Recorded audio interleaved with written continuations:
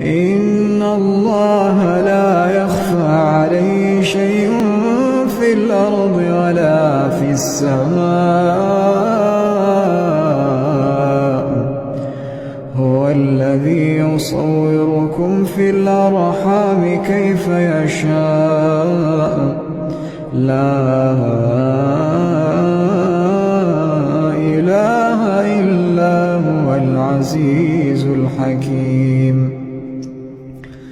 هو الذي